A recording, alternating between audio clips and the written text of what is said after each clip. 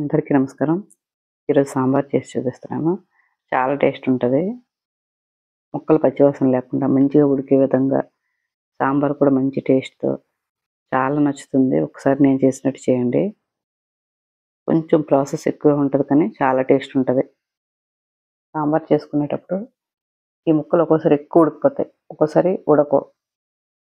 కరెక్ట్‌గా ఏ విధంగా మనం చేసుకుంటే ఉడుకుతాయి, ఏ విధంగా పులుపు వేసుకోవాలి, ఎంతసేపు మరిగించాలి అన్నీ క్లియర్‌గా ఎక్స్‌ప్లెయిన్ చేసి చెప్పాను. సాంబార్ చేసుకునేటప్పుడు మరీ చిక్కగా రాకూడదు. అలాగని మరి పలచగా కూడా రాకూడదనమాట. మీడియంగా ఈ విధంగా వస్తే మాత్రం మంచి టేస్ట్ ఉంటది.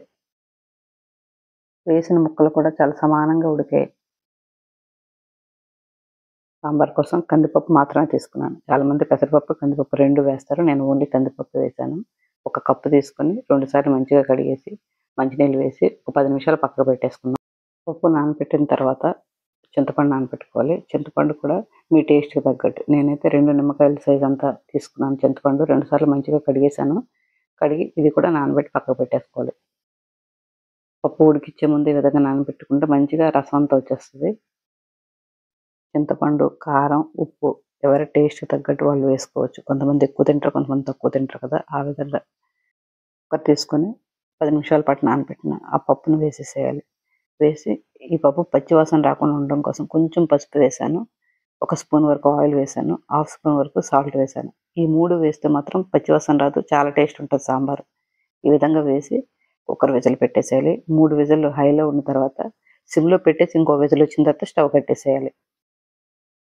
ఈ పప్పు ఉడికి చల్లారేలోపు సాంబార్‌కి కావాల్సిన ముక్కలన్నీ కట్ చేసి పెట్టాను.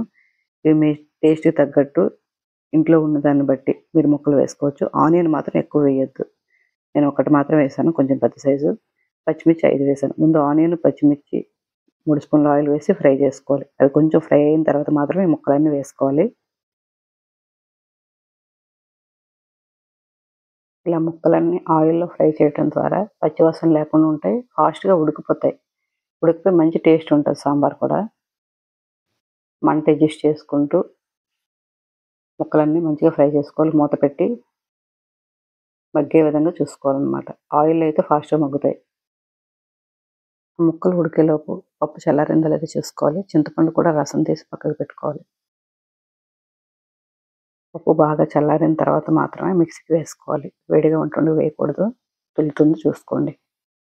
ముక్కలు కొంచెంసేపు సిమ్‌లో పెట్టి మూత పెట్టేస్తే మగ్గిపోతాయి. మగ్గిన తర్వాత కొంచెం పసుపు, ఉప్పు వేసి ఇంకొక 5 మినిట్స్ పాటు బాగా ఉడికే విధంగా చూసుకోవాలనమాట. ముక్క ఉడికిందో లేదో చెక్ చేసుకొని అప్పుడు చింతపండు రసం వేసుకోవాలి.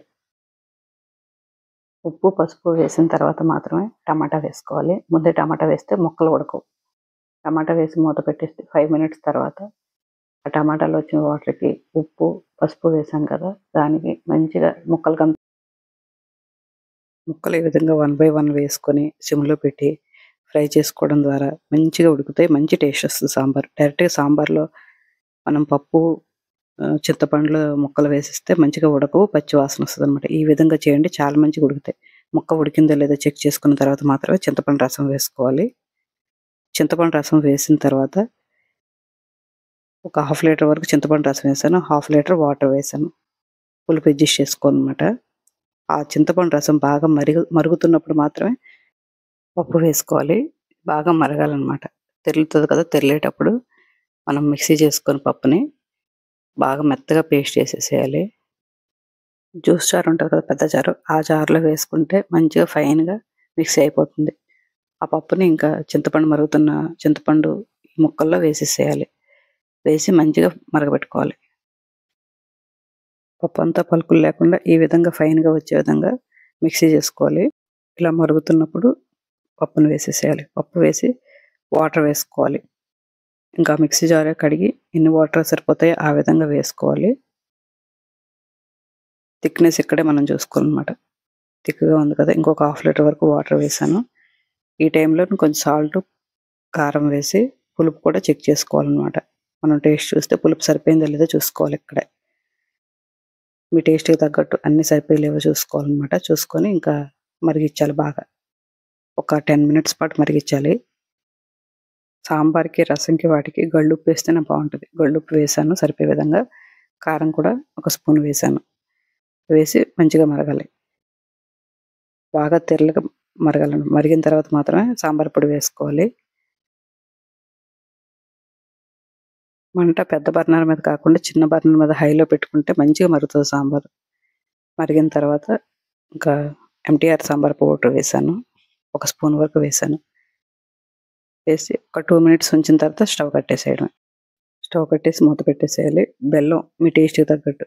నేనైతే కొంచెం వేసాను. కొంచెం వేస్తే సరిపోతుంది. మరీ ఎక్కువ వేసినా స్వీట్ స్వీట్ అయిపోతుంది సాంబారు. కొంచెం బెల్లం వేసాను. చిన్న ముక్కలు 2 తీసుకొని వేసాను. వేసి కలిపేసేయాలి మంచిగా. బెల్లం వేయటం వల్ల మంచి టేస్ట్ ఉంటది సాంబారు. కలిపేసి ఇంకా తాలింపు వేసుకొని కొత్తిమీర వేసుకోవాలి.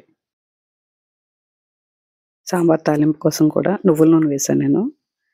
నువ్వుల నూనె ఒక 4 స్పూన్లు వేసా. వేసి ముందు ఆవాలు, జీలకర్ర, ఎండుమిర్చి వేసాను. అవి కొంచెం ఫ్రై అయిన తర్వాత కరివేపాకు వేసుకోవాలి. కొంచెం ఇంగువ వేసాననమాట. ఇంగువ చాలా టేస్ట్ వస్తదనమాట ఇంగువ వేస్తే. ఒక పావు స్పూన్ వరకు వేసాను ఇంగువ.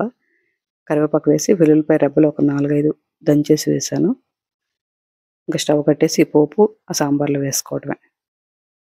ఈ పోపు వేసి మంచిగా కలిపేసేయాలి. సాంబార్లో అంతా కలిసే విధంగా కలిపేసి కొత్తిమీర వేసుకొని కలిపి మూత పెట్టేసుకోవడం. పర్ఫెక్ట్‌గా సాంబార్ రావాలంటే ఈ విధంగా 1 బై 1 వేసుకుంటూ చేశారంటే మాత్రం చాలా మంచిగా వస్తది సాంబారు. అందరూ చేసే సాంబారైనా ఒక్కోళ్ళు చేస్తే ఒక్కో టేస్ట్ వస్తది. ఈ విధంగా 1 బై 1 వేసుకుంటూ ఇలా చేయండి. చాలా పర్ఫెక్ట్‌గా వస్తది. సాంబారు బాగోలేదనే సమస్య అయితే ఉండదు. వేడి వేడి అన్నంలో ఈ సాంబార్ వేసుకొని పక్కన అప్పడాలు నంచుకొని తింటే చాలా బాగుంటది. మా ఇంట్లో అయితే పెరుగు కూడా ఆ రోజు తినరు. సాంబారు రైస్ తినరు రోజు. ఎందుకంటే ఈ సాంబార్ టేస్ట్ పోతుందంటే పెరుగన్నం తింటే ఆ విధంగా తింటారు. అంత ఇష్టంగా తింటారు. లాస్ట్‌ని ఇంగువతో తాలింపు వేయడం మంచి రుచి వస్తది. నేను చేసినట్టు ఒకసారి సాంబార్ చేయండి. చాలా టేస్ట్‌గా ఉంటది. నచ్చితే లైక్ చేయండి. మీ వాళ్ళకి ఎవరికైనా ఇది యూజ్ అవుతుందేమో వాళ్ళకి షేర్ చేయండి. మరో మంచి వీడియోతో మీ ముందుకు వస్తా.